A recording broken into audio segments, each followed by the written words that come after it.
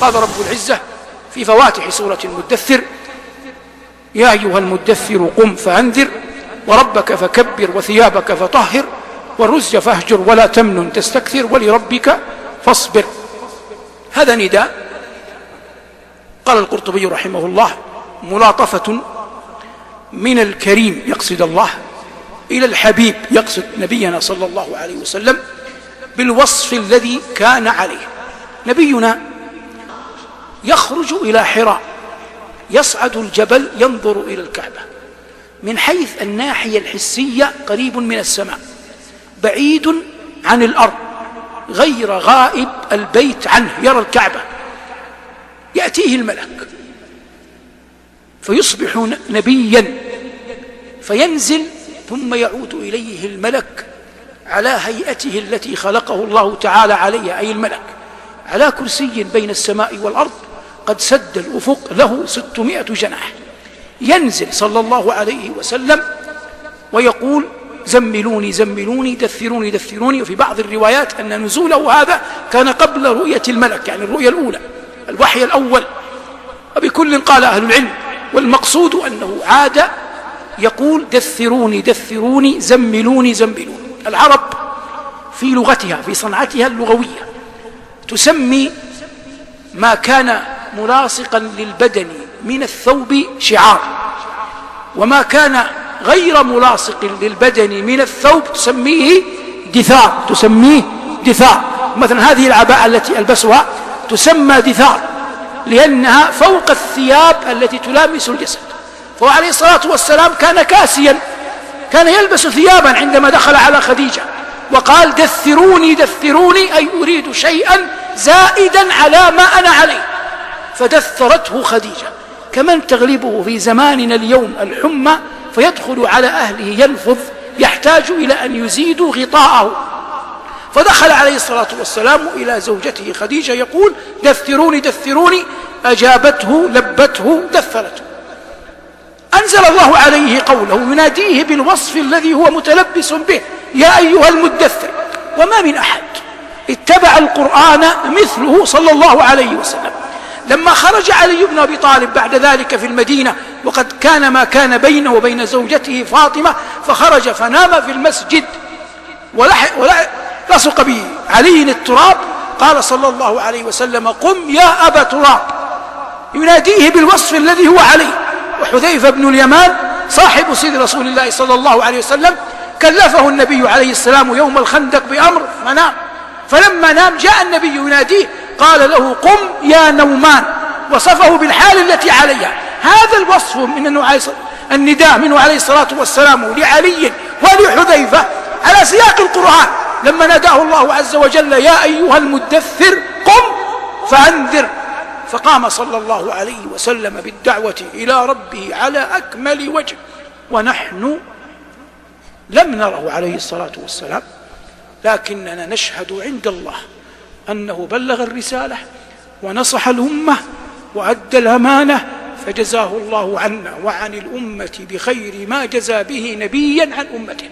وقد ضرب لنا ولكم للمسلمين جميعا لمن اتبع سنته، ضرب لنا صلى الله عليه وسلم موعدا نلتقي فيه معه. هذا الموعد زمني ومكاني، فأما الزمن يوم الحشر، وأما المكان فعند حوضه صلوات الله وسلامه عليه. قال عليه الصلاة والسلام في حديث صحيح: وأنا قائم على الحوض. قائم على ماذا؟ على الحوض. أذود الناس لأهل اليمن، أذود الناس لأهل اليمن. ما معنى أذود الناس لأهل اليمن؟ يعني أجعل أهل اليمن أقرب إلى حوضي. قال العلماء: لأن الأنصار الأوس والخزرج أصلهما من اليمن، وقد نصروا النبي صلى الله عليه وسلم وصبروا على الأثر التي أصابتهم بعد ذلك، فوعدهم النبي صلى الله عليه وسلم أن يلقوه على الحوض، فوعدهم فيوفي النبي عليه الصلاة والسلام يومئذ بوعده. والمراد من كل هذا قول الله عز وجل: يا أيها المدثر قم فأنذر. وقال له ربه: وربك فكبر. كبر بمعنى عظم. ومن التعظيم أن يقول الإنسان الله أكبر، وقد شرع التكبير في مواقف، أعظمها عند وقوف المرء بين يدي الله في الصلاة، فيقول المؤمن الله أكبر تأسيا بنبينا صلى الله عليه وسلم. نرمي الجمار فنقول الله أكبر، ننحر هدينا وأضاحينا ونذبح نسكنا فنقول الله أكبر. فشرع لنا النبي صلى الله عليه وسلم في سنته الطاهرة الصادقة الصحيحة مواطن نكبر الله عز وجل فيها، نكبر إذا أكمل الله لنا العدة في رمضان. وفي مواطن ليس المقام مقام حصرها، لكن الله قال لنبيه وربك فكبر، من معاني وربك فكبر عظم ربك أن يعبد أحد غيره، عظم ربك أن يدعى أحد غيره، عظم ربك أن يذبح أو ينحر لأحد سواه، كل ذلك مندرج في قول الله عز وجل وربك فكبر. ثم قال له وثيابك فطهر، هذا من أوائل ما أنزل، فلا يصح أن يقال إن المعنى الأول الطهارة للصلاة، لأن هذا نزل قبل أن تفرض الصلاة، لكن يندرج الطهارة للصلاة فيها إدراجا لا خطابا أوليا. والعرب تطلق الثياب وطهارتها على حسن الأخلاق، على حسن الأخلاق. والرجز فاهجر، الرجز العذاب، والله جل وعلا قال فلما كشفنا عنهم الرجز إلى أجل هم بالغون. والمعنى والرجز فاهجر أي أسباب العذاب اتركها وانأ بنفسك عنها، هذا أظهر المعاني، وإن كان هناك معاني أخرى قال أهل التفسير، لكن هذا من أظهر المعاني في قول الله عز وجل والرجز فاهجر ولا تمنن تستكثر. مقام النبوة مقام عظيم، فيجوز لأفراد الأمة أن يهدي أحدنا إلى رجل ذا مطمع، إلى رجل ذي مطمع، تهديه هدية رجاء يعوذك بأعظم منها، كمن يعزم أمير المنطقة إذا مر بداره وهو يرجو من هذا أن الأمير يلتفت إليه بعد ذلك بهدية، لكن هذا مقام النبوة أعلى وأجل من ذلك. فقال الله ولا تمنن تستكثر، لا تعطي أحدا شيئا تستكثر من عطاياهم، لأن مقام النبوة أرفع وأجل وأكبر من ذلك كله.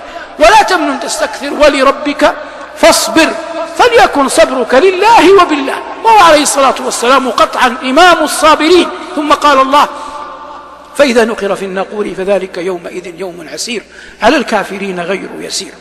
الناقور المقصود به الصور، والذي ينفخ فيه ملك مقرب اسمه إسرافيل، وإسرافيل أحد ثلاثة من الملائكة. كان النبي عليه الصلاة والسلام يستفتح بدعائه صلاة الليل فيذكرهم، يقول عليه الصلاة والسلام اللهم رب جبرائيل وإسرافيل وميكال، رب جبريل وميكال وإسرافيل عالم الغيب والشهادة فاطر السماوات والأرض عالم الغيب والشهادة أنت تحكم بين عبادك فيما كانوا فيه يختلفون اهدني لما اختلف فيه من الحق بإذنك. ويقال والعلم عند الله إنه أعظم ملائكة الله جل وعلا هيبة أوكل الله عز وجل إليه أن ينفخ في الصور، وله على أظهر أقوال العلماء نفختان، نفخة صعق ونفخة بعث، واختلف في نفخة الفزع. فأما نفخة الصعق فإن الله يقول ونفخ في الصور فصعق من في السماوات ومن في الأرض إلا من شاء الله. ثم نفخ فيه أخرى، والذي ينفخ في الصعق والبعث كلاهما إسرافيل عليه السلام، فينفخ فيحشر العباد إلى ربهم يخرجون من الأجداث. قال الله ونفخ في الصور فإذا هم من الأجداث إلى ربهم ينسلون قالوا يا ويلنا من بعثنا من مرقدنا هذا ما وعد الرحمن وصدق المرسلون. فإذا نقر في الناقور فذلك يومئذ يوم عسير على الكافرين غير يسير. وقد جاءت السنة وفي القرآن قبل ذلك ما يفصل من أهوال ذلك اليوم، أعاذنا الله وإياكم من شره ولقانا الله وإياكم خيره. قال الله بعدها ذرني ومن خلقت وحيدا وجعلت له مالا ممدودا وبنين شهودا ومهدت له تمهيدا ثم يطمع أن أزيد كلا إنه كان لآياتنا عنيدا. الآيات تتحدث كما قال أهل التفسير عن الوليد ابن المغيرة. من الوليد ابن المغيرة؟ قريش بعدما رد الله أبرهة عظم سؤددها في العرب، كانت ثمة بيوت، البيتان العظيمان بنو عبد شمس وبنو هاشم، ويجتمعان في عبد مناف. بنو مخزوم قد يمكن أن يقال إنهم البيت الثالث بعد بيتي عبد مناف، ومنهم عمرو بن هشام المعروف بأبي جهل، ومنهم هذا الوليد بن المغيرة. كان غنيا كثير الولد، له في مكة وفي غيرها زرع وتجارة، وكانت قريش تعظمه لأنهم لما أرادوا أن يهدموا البيت ويعيدوا بناءه هابوا أول الأمر أن يهدموا البيت، جمعوا مالا وعزموا أمرهم على أن يهدموا الكعبة ويعيدوا بناءها، فتهيبت قريش أن تبدأ بنقض حجار الكعبة. أول من تقدم لنقض حجار الكعبة الوليد بن المغيرة، فنقض الكعبة حجرا حجرا، وانتظرت قريش أن يصيبه أذى فلم يصبه أذى، فلما رأوه قد أصبح سالما لم يصبه أذى أعانوه في اليوم التالي وهدمت قريش الكعبة. فعظم وساد فيهم بعد هذه الحادثة مع كثرة ولده وكثرة ماله.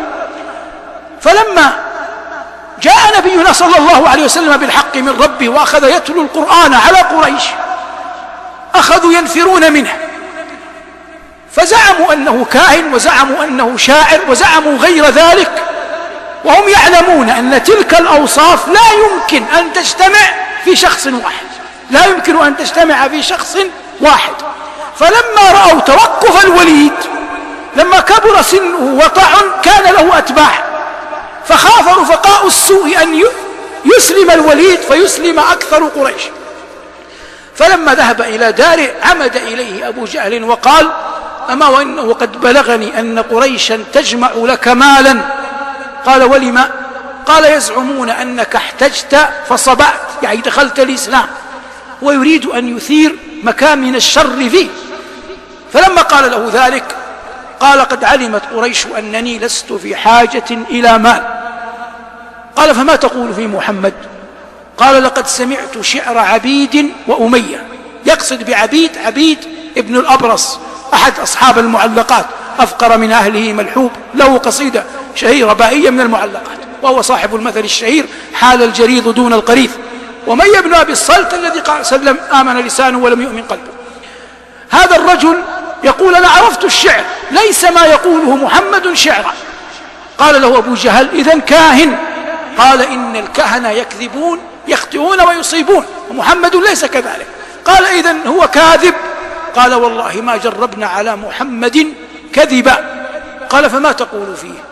القرآن ذكر كيف تكلم الوليد عياذا بالله في القرآن. قال الله: ذرني ومن خلقت وحيدا وجعلت له مالا ممدودا وبنين شهودا ومهدت له تمهيدا ثم يطمع أن أزيد كلا إنه كان لآياتنا عنيدا، إلى أن قال الله: إنه أي الوليد فكر وقدر فقتل كيف قدر ثم قتل كيف قدر ثم نظر ثم عبس وبصر ثم أدبر واستكبر فقال إن هذا إلا سحر يؤثر. تفصيل هذه الآيات تفسيرها. الله يقول إن هذا الرجل فكر في نفسه كيف يرد على القرآن، كيف يرد على محمد، إنه فكر وقدر فقتل كيف قدر، هذا دعاء عليه باللعن. ثم قتل كيف قدر ثم نظر، أي تأمل، ليس نظر عين، نظر هنا بمعنى تأمل في القرآن، تأمل فيما يقوله محمد. ثم نظر ثم عبس وبصر. عبس وبصر أي تغيرت ملامح وجهه، وقريش الآن تنظر إليه وقد تغيرت ملامح وجهه. ثم عبس وبصر ثم أدبر، يعني يغدو ويروح أمامهم، دخله الكبر في قلبه. قال الله: ثم عبس وبصر ثم أدبر واستكبر. ثم ماذا قال؟ فقال إن هذا أي القرآن إلا سحر يؤثر، لأنه يفرق بين الأخ وأخيه والزوج وزوجته إلى غير ذلك مما كان الناس مشتملين عليه. فقال إن هذا إلا سحر يؤثر، إن هذا إلا قول البشر، فنسب كلام الله إلى البشر. وهذا عياذا بالله من أعظم الكفر، أن يجعل هذا الكلم القرآن الذي أنزله الله على قلب نبيه يجعله كقول أي أحد من البشر. إن هذا القرآن كما ترى أنزله الله على نبيه قبل 14 قرنا، ومنذ 14 قرنا والمسلمون يتلون القرآن في المحاريب ويسمعونه ليل نهار، ولم يشعر أحد من الخلق من أهل الإيمان أن القرآن يبلى أو يخلق أو تمل الأذن سماعه، وما ذاك إلا لسبب واحد، أنه كلام الله. ولو لم يكن كلام الله لا يطيق الناس سماعه 14 قرنا يتلى عليهم. فهذا الضال قال إن هذا إلا قول البشر. قال الله: سأصليه سقر وما أدراك ما سقر لا تبقي ولا تذر لواحة للبشر عليها 19. لكن الله يخرج الميت من الحي. من ذرية الوليد بن المغيرة كان خالد بن الوليد، وخالد بن الوليد أحد أبناء كثر الوليد بن المغيرة، وكان يعظم أباه ويرى أن لأبيه حظا من العقل والفهم والإدراك، فأبطأ إسلام خالد من هذا الباب، أنه كان يرى أن قومه ذوي عقول، وأنه لا يعقل أنهم لم يدركوا صواب ما أنزل على نبينا صلى الله عليه وسلم. فلما كان يوم أحد كان منه ما كان من التفاته بالجيش من خلف الجبل مع فرسان قريش. ثم بعد ذلك كتب الله له أن يدخل الإسلام في قلبه. قبيل ذلك والنبي عليه الصلاة والسلام خارج من المدينة إلى مكة فيما يعرف بعد ذلك بصلح الحديبية.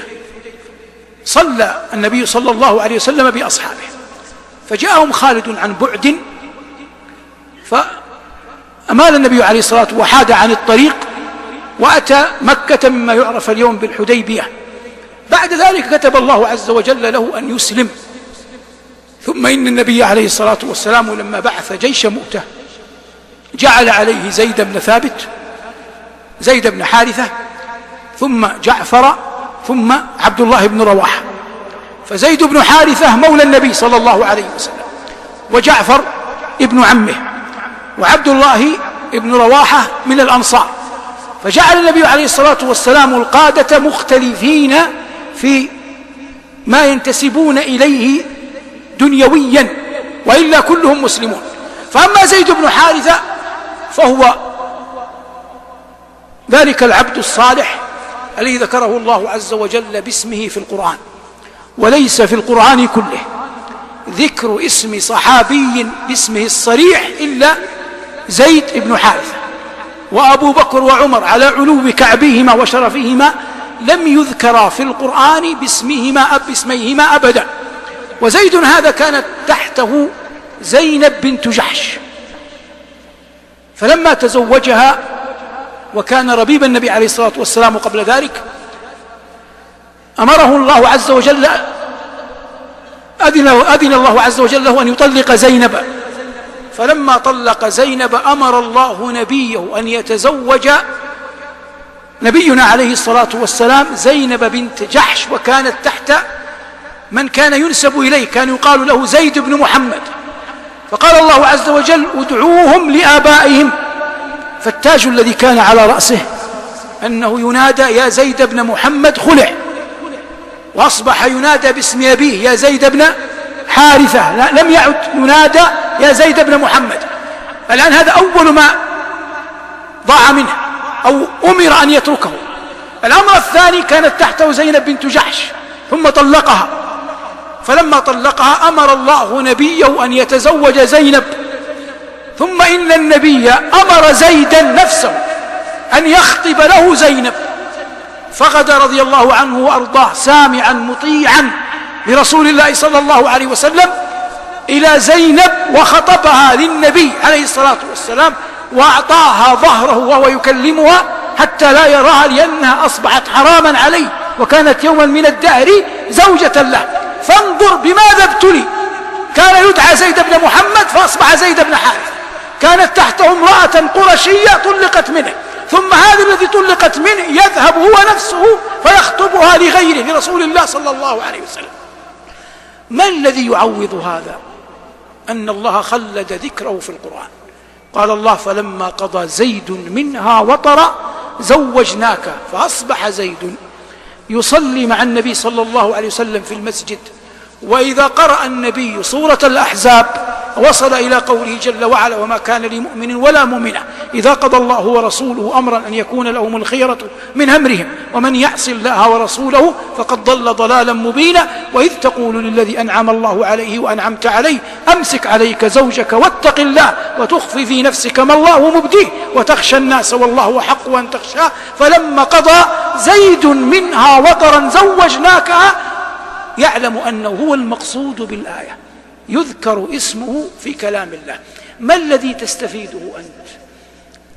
كل أحد قد يأتي عليه أن يضيع شيئا لك إلا الله. لا يحفظ لك الخير والحسنة أعظم من الله. لو أردت أن أنصحك لا أجد نصيحة لك بعد الوصية بتقوى الله أعظم من أن أقول لك إن التجارة مع الله لا يمكن أبدا أن تكون خاسرة.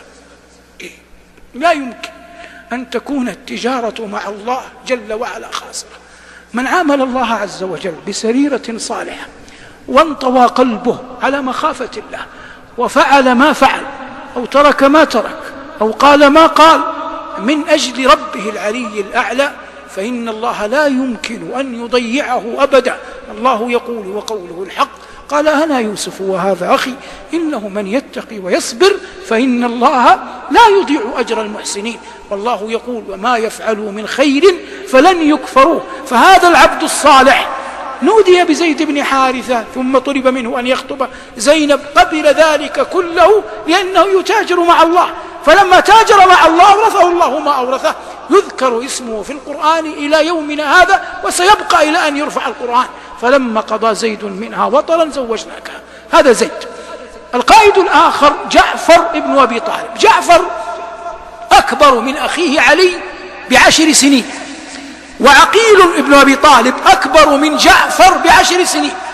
وجعفر في اللغة معناها النهر الصغير.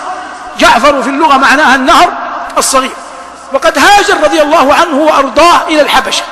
لما هاجر إلى الحبشة بعثت قريش من يشوه أمرهم لدى النجاشي، فلما خطبه دعاهم النجاشي إليه، تلا على النجاشي فواتح سورة مريم يريد أن يلين من حدة النجاشي عليهم، لأن النصارى يعظمون المسيح ويعظمون أمه، فجاءوا في الشيء المشترك من غير أن يقول كفرا، وتلا عليه فواتح مريم، فألان الله بذلك قلب النجاشي عليهم على ما كان عليه النجاشي من بعد عن الظلم. ثم إنه رضي الله عنه وأرضاه في العام 7 قدم إلى المدينة عائدا من الحبشة، فقال النبي عليه الصلاة والسلام فيما يؤثر عنه ويروى أنه قال لا أدري بأيهما أسر، بفتح خيبر أم بقدوم جعفر. ثم إنه رضي الله عنه بعثه النبي قائدا ثانيا مع زيد إلى مؤتة فاستشهد هنالك، وهو ابن عم رسول الله عليه الصلاة والسلام.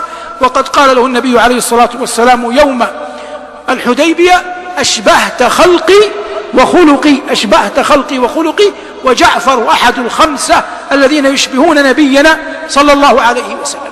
الثالث منهم عبد الله بن رواحة رضي الله عنه وأرضاه، وهو أنصاري شاعر من أهل المدينة، مدح النبي صلى الله عليه وسلم، وهو رضي الله عنه وأرضاه استشهد معه، فأصبح المسلمون يومئذ بلا قائد، ولم يكن هناك أمر نبوي من يتبوأ القيادة بعد استشهاد ال3.